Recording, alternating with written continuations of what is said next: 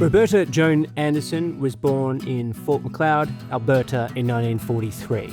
Her family lived in various small towns around the neighbouring province of Saskatoon before settling in its largest city, Saskatoon.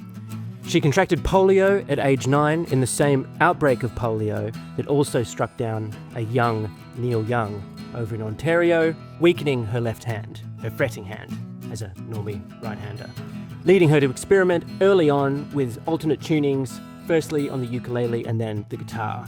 While she struggled academically, she took to the creative arts early, taking a particular interest in jazz, folk, and abstract expressionist painting.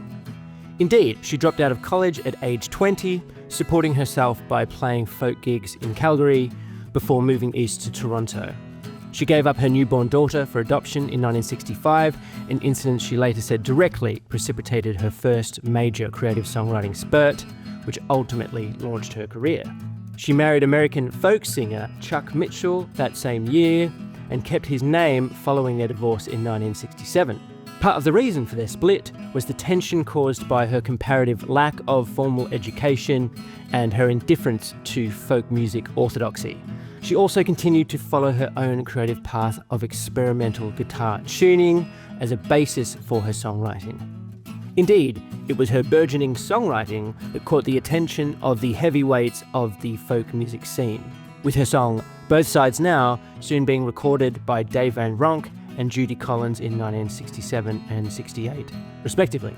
And reading some of the earliest music journalism from her early career, critiques continually push the view of Joni Mitchell as a mere girl singing girly songs in her girly way. But her confidence, certainty of vision, and deep sincerity are immediately apparent to all.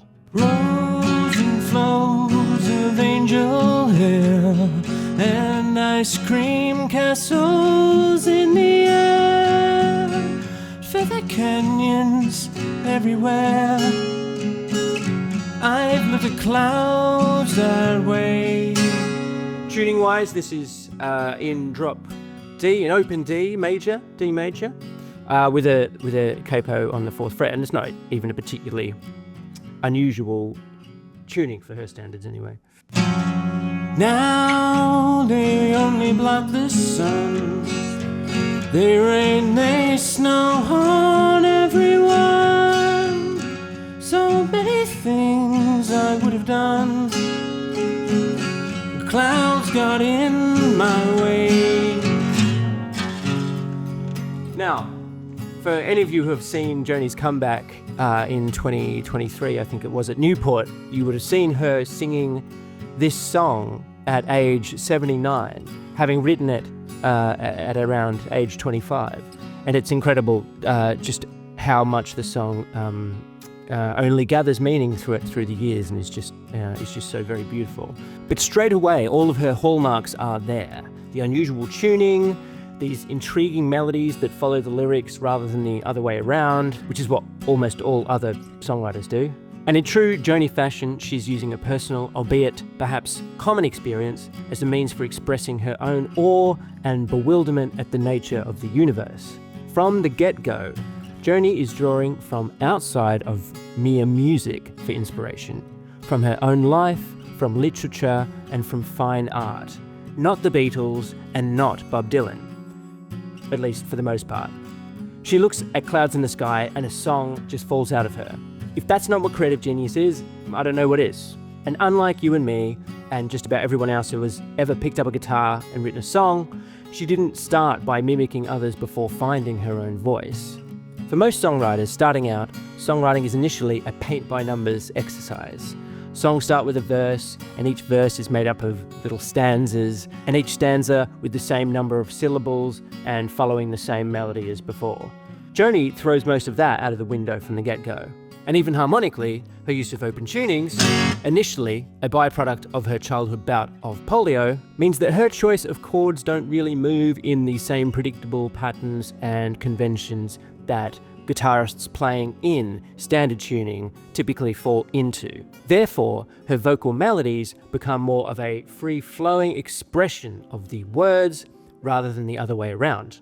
Joni Mitchell writes music impressionistically, in the way that David Crosby thinks that he writes music. And as much as I enjoy ragging on the guy, R.I.P. David, to his credit, he'd probably agree that his greatest achievement in life, or at least one of them, was discovering Joni Mitchell, taking her to LA, getting her a manager, a record deal, and producing her first, admittedly somewhat underwhelming album, Song to a Seagull, released in March 1968. Her own version of Both Sides Now appeared on 1969's Clouds, and 1970's Ladies of the Canyon properly established Joni Mitchell in the public consciousness as one to watch, and a major figure in the Laurel Canyon scene. Now, as much as I clearly gush over her myself, this is as good a time as any to demonstrate that I actually am capable of being critical of Joni Mitchell. So here are a couple of honest truths just to prove I can do it. 1. The material on her first 3 albums, especially exemplified in songs like The Circle Game, are in my opinion quite po-faced and chased in a sort of campfire folk way, which I don't particularly care for. 2. The mythologizing of Woodstock through her admittedly beautiful song of the same name and her general association with CSNY, to my mind, summarizes everything that was ever wrong with the hippie movement and more or less makes me think the Manson family kinda had to happen. I've heard it said that her self-satisfied giggle at the end of Big Yellow Taxi alone should condemn the boomer generation to the deepest depths of hell for eternity. And it's difficult to argue with that, even if it's a bit harsh. And thirdly, much later on, there's the whole blackface thing. It actually has its own Wikipedia page now. But I'm not really interested in discussing that. But overall, I think in context it makes a bit more sense artistically, even if through modern eyes it straight up looks bad. Because blackface basically cannot not look bad. On top of that, cocaine's a hell of a drug. There, happy now? Just to prove I can do it. Now, time to go back to fanboying over Joni Mitchell. I'm on a lonely road and I am traveling,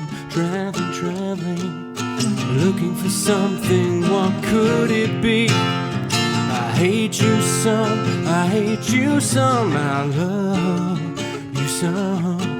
Ooh, I love you when I forget about me. Of course, she plays this on a dulcimer, which I wouldn't have the first clue how to play, let alone own one, but that was kind of an arrangement I would play in solo gigs years ago. I wanna be strong, I wanna laugh along, I wanna belong to the living, alive, I wanna get up and jive, wreck my stockings on jukebox drive. Do you wanna dance with me, baby? Do you wanna take a chance and maybe find some sweet romance with me, baby? Now come on.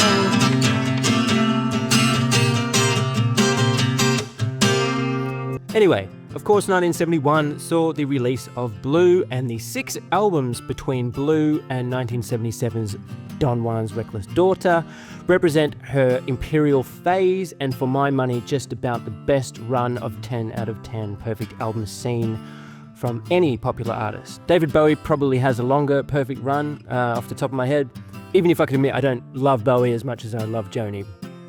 Not that it's a competition. Maybe Stevie Wonder's up there as well. Anyway, I've already mentioned I think Blue is the business. To my ears, her voice on Blue at age 28 is probably matured into the sound that eventually came to define her. And while she went on to achieve so much more, Blue is the entry point for 99% of Joni Mitchell fans, and rightly so. It simultaneously overshadows her wider career, is universally acclaimed, yet is somehow still totally underrated. Frankly, if a man made an album as good as Blue, they would be crowned world king for life. Inspired by her successive, if far from successful, relationships with Graham Nash and James Taylor, with Blue, she not only nailed her own Joni Mitchell aesthetic as we know it, but she completely nailed the whole breakup album genre entirely. She closed the book on it. The highest highs, the lowest lows. I could talk forever about Blue, but I won't. I could also talk endlessly about her next 2 albums, starting with late 1972's For the Roses, which is ultimately every bit as good as Blue, but is not quite as neat and accessible perhaps, or commercial for that matter. Ironic because its lead single, You Turn Me On, I'm a Radio, was up to that point her highest charting single released under her own name as opposed to just being a composer. Otherwise, it's clearly a transitional album containing her first forays into the jazz rock that would come to overwhelmingly inform her music for the next decade at least. That said, it nonetheless sticks to fairly sparse acoustic guitar and piano-led instrumentation, and once again, the ups and downs of her romantic life provides the inspiration behind most of its songs. 1974's Court and Spark is like Blue in that it is a fully formed, confident commercial tour de force, what I would call a AAA album. But that's really all they have in common. It marks a clean break from the folk-inspired music and the folk sound of her past in favour of a tasteful, jazz-infused pop. I love each and every track on it, with my personal favourite being The Same Situation, which segues effortlessly out of the previous track People's Parties. I think it perfectly sums up her unlucky in love predicament already chronicled thoroughly throughout her work. With heaven full of astronauts and the Lord on death row, while the millions of his lost and lonely ones call out and clamour to be found, caught in their struggle for higher positions and their search for love that sticks around. And then later on, sometimes you turn it on me like a weapon, and I need your approval. So I save up all my prayers, wondering who's better here. Send me somebody who's strong and somewhat sincere. this incredible string trill that happens there just sends a shiver up my spine every time I hear it. And I remember I first heard it when I was sitting on a bus somewhere and I just wanted to jump out of my seat. All the millions of the lost and lonely ones, I call out to be released. So Court and Spark was of course a hit record and also produced a hit single in Help Me, as well as somewhat less successful singles in Raised on Robbery and Free Man in Paris. It's a perfect album through and through, and perhaps the only reason it isn't the subject of this video is that, like Blue, it's perhaps just a tad too well known and accessible. Joni's subsequent double live album, Miles of Isles, was also a big success, and having written a new batch of songs on the Court and Spark tour, she entered the studio in early 1975 to begin work on what would become The Hissing of Summer Lawns.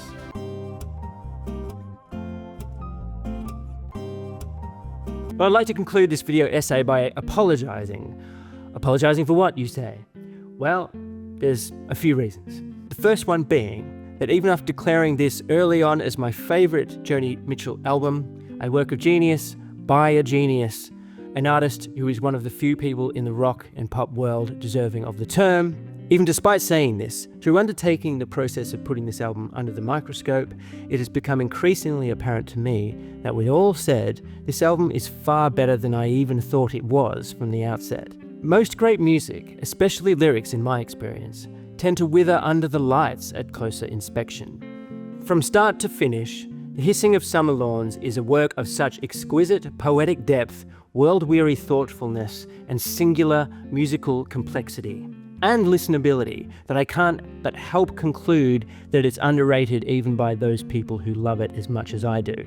Sure, I like some tracks a bit more than others, but none of them you could objectively say are anything other than excellent. I mentioned earlier that when it specifically comes to an individual person with the ability to combine words and music, I sincerely and humbly believe that Joni really is the very best to ever do exactly that thing. Perfect words matched with perfect music. It's actually really rare when you think about it. And as I've mentioned, I say all of this without even considering myself a super fan. I love Hejira, her 1976 follow-up to this album, moving deeper into jazz territory. In fact, I was in two minds about making this video about Hejira, but I chose not to because I don't think I know it quite as well as this. And it therefore would have taken longer for me to come up with so many angles on it, I guess. I suspect, had I done so, I would have likely come out of that process proclaiming Hejira as my favourite Joni album. I know a lot of her fans do. The same, of course, could be said again for 1977's epic experimental double album, Don Juan's Reckless Daughter. Blackface aside, actually, perhaps Blackface B-side, I love this album too, but I'm willing to say that until I've had more time to absorb it, I have to say it and every one of her albums from this point in her career onwards, such that I've even heard them, are literally beyond me, at least in this phase of my life. Similarly, I quite like 1979's Mingus, weirdly one of the first Joni Mitchell albums I ever actually owned.